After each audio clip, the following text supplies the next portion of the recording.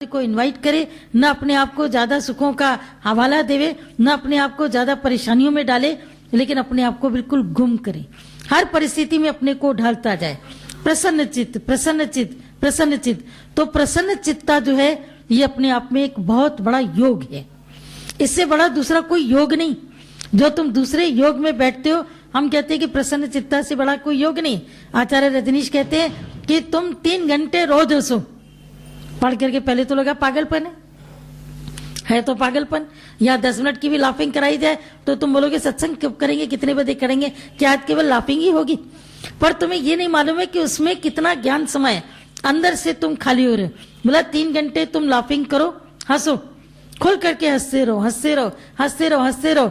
लोग पागल कहेंगे, तुम भी खुद को हो सकता है पागल कह दो, लेकिन तुम ये पाओगे कि अंदर की ग्रंथियां सब खुल करके बाहर की। अंदर में ग्रंथियां कितनी बन जाती, एक दूसरे के लिए, इसके लिए, उसके लिए, कभी किसी के लिए, कभी किसी के, भाई भाई के बीच में ग्रंथियां बन जाती। ये अमीर है, हम गरीब है, इसने मेरा नुकसान किया, इसने मेरे साथ ही किया। 2 भाइयों के बीच भी किस्मत काम करती है। माँ के 5 बच्चे होते हैं, कोई डॉक्टर बनता है, कोई वकील बनता है, कोई इंजीनियर बनता है, कोई नाई भी बनता है, और कोई घर के बाहर दुकान निकाल के बैठता है। माँ बच्चों को जन्म देती है, उनकी भाग्य रेखा नहीं बना सकती है। लेकिन नहीं, इसने मेरा नुकसान किया, इसने ये किया। अब वो अंदर के फ्रस्ट्रेशन, डिप्रेशन कहाँ जाएंगे? ये किसी न किसी बीमारी के रूप में आते हैं। कोई न कोई बीमारी फिर सामने आ जाती है, और जब बीमारी सामने आती है तो दोहरा भुगतान कराती है, पैसे का भी और शरीर के स्वास्थ्य भी गया, और लोगों की सेवा भी बीच में लगी। लेकिन अगर तुमने हंस हंस करके उन सब बातों को उड़ा दिया, एक अकेला मैं ही तो दुनिया में नहीं हूं। पेड़ की सारी डालियां भी एक जैसी नहीं होती हैं, एक डाली की सब पत्तियां भी एक जैसी नहीं होती हैं, और एक डाली के सब फल भी मीठे नहीं होते। कोई फल कच्चे हैं, कोई कम मीठे, कोई ज्यादा मीठा, कोई बिल्कुल ही खट्टा निकलेगा, कोई कड़वा निकलेगा, किसी में कीड़ा भी निकलेगा, और कोई बहुत अच्छा भी निकलेगा।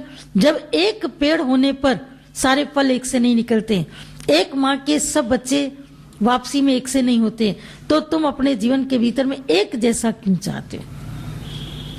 हर जगह अपने अपने आप में संतुष्ट रहो, और जब भी बात करो तो प्लस पॉइंट करो, माइनस पॉइंट कभी भी मत करो। एक जोक आता है कि एक आदमी थे, बल्कि 3 लड़के थे, आपस में कहीं घूमने के लिए गए। घूमने गए तो तीनों में आपस में एक कॉन्ट्रैक्ट हुआ। बोला एक एक जना खाना बनाएगा, और वो एक जना खाना तब तक बनाता रहेगा, तब तक बनाता रहेगा जब तक कि दूसरे उसकी कोई आलोचना नहीं करेंगे। और जैसे ही जिसने आलोचना की, खाना बनाने की जिम्मेदारी उसको मिल जाएगी, क्योंकि मनुष्य की आदत है, आलोचना से रह नहीं सकता, किसी भी प्रकार से नहीं रह सकता। खाना एक ने बनाना शुरू किया, नाम पड़ा पुर्जे में, भाई उसका नाम आया, खाना बनाना शुरू किया। अब ये बेचारा रोज खाना बना रहा है, वो भी आराम से खाना खाते जा रहे। 4 दिन बीते, 5 दिन बीते, 6 दिन हो गए, खाना बनाते बनाते बनाते बनाते इसकी तो हालत खराब हो गई, और उनकी डिमांड कोई कम नहीं, कोई भी डिमांड कम नहीं। आखिर में उस दिन उसने खाना ऐसा बनाया कि हो ही नहीं सकता है कि कोई इसकी बुराई न करे। खाना तो बनाया, पर दूसरा दोस्त भी बहुत अच्छा था, उसने भी बड़े अच्छे से उसकी बुराई करी। बोला it testis like a horse sheet, जो तुमने खाना बनाया ये घोड़े की लीद के जैसा है, but really it is very delicious. लेकिन फिर भी ये बहुत डेलिशियस है, फिर भी बड़ा स्वादिष्ट है। यानी दुनिया में रह करके भी लोगों को बुराई की भी तारीफ करने आती है कि खाना इतना खराब बना है जैसे घोड़े की लीद है, इतना टेस्टी है तुम्हारा खाना, इतना बेकार है, लेकिन फिर भी टेस्टी है, मैं खा रहा हूं, फिर भी अच्छा बना है। तो प्रत्येक काम में उनको तरीका आ जाता है, कैसे करें। तुम संसार में रह करके भी डिप्रेशन की बातें सुनते भी हो, करते भी हो। तुम्हारे में से 90% लोग अभी भी ऐसे हैं जो डिप्रेशन के सेंटेंस सुन के आते हैं। सुनते क्यों? तुम्हें दुनिया कुछ भी कहती है, रो भाई रो, तेरी औरत विधवा होगी। एक पागल नाई को अच्छे से उनको होली के दिनों में भांग खिला दी और कह दिया तुम रो नहीं रहे हो, तुम्हारी जो पत्नी है विधवा होगी।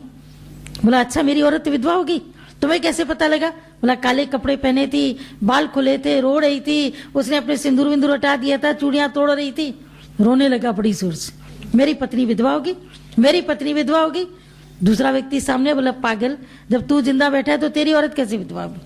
हाँ हाँ ये बात तो सही है, ये तो मैं भूल गया कि मैं तो जिंदा बैठा हूं।